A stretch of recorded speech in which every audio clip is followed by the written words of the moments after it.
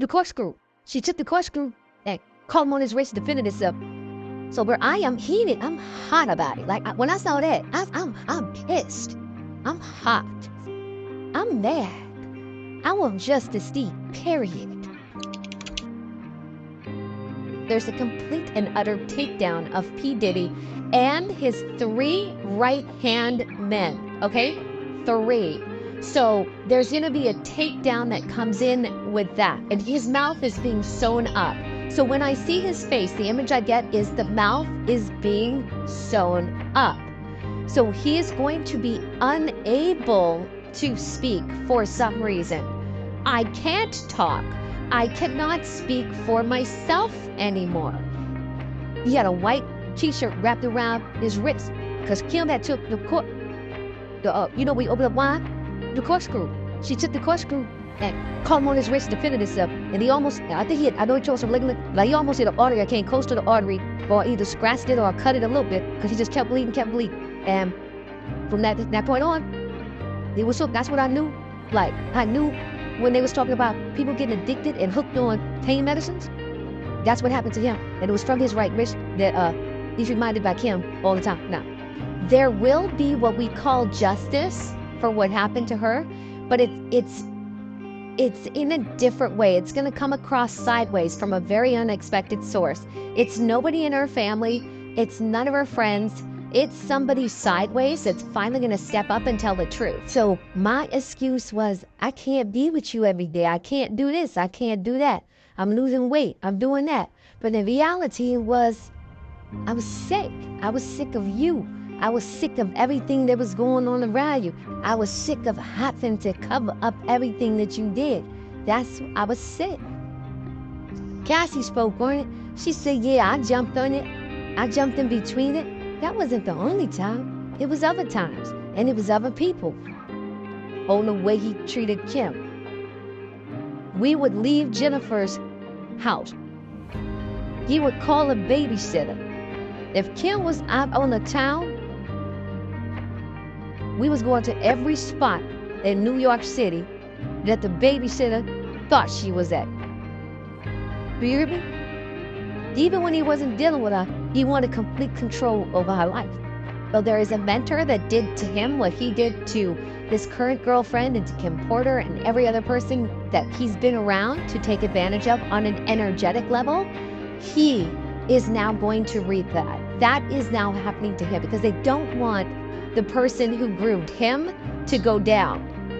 And that guy hides in the background. There's a whole bunch of political stuff going on. Like there's political stuff. There's ties to this country, that country, saying that Dana Tran met Diddy back in May of 2017, despite all the rumors that she got pregnant during a one-night stand. Dana did not get pregnant until the beginning of 2022, and she gave birth to their child in October of 2022. In fact, Dana had been responsible for tracking Kim's every move up until Kim passed away. Diddy reached out to the cybersecurity company in question initially for consultation about their services and eventually ended up meeting Dana. I'm told she is responsible for hacking into Kim's mobile devices, laptops, and having Kim followed.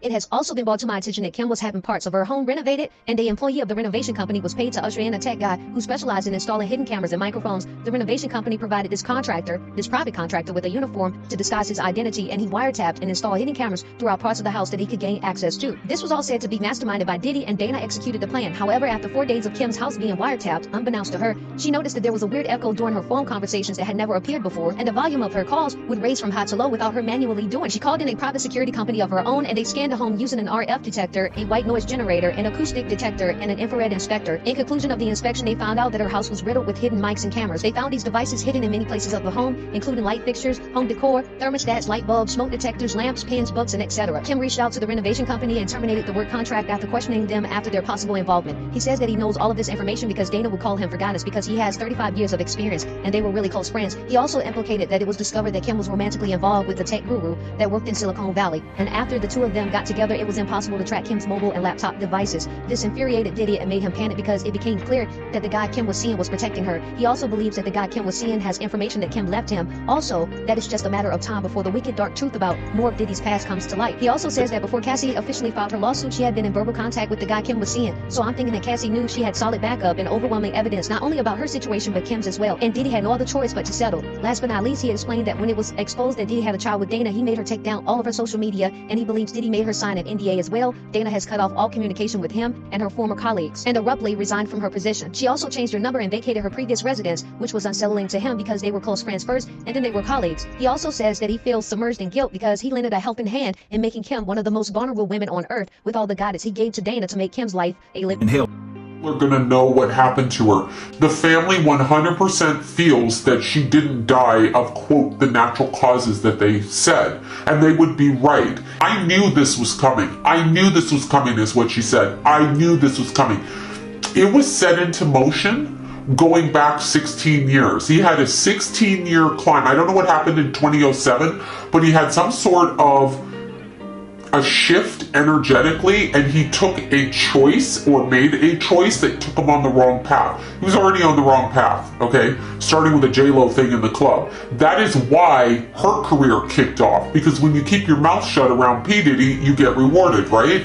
So whatever happened in 2007 was so noted on an energetic level. You cannot escape the frequency of your actions, even if you escape repercussions on earth. You cannot escape frequency. So no matter what you do or say, no matter how you approach things, you cannot escape what you've done.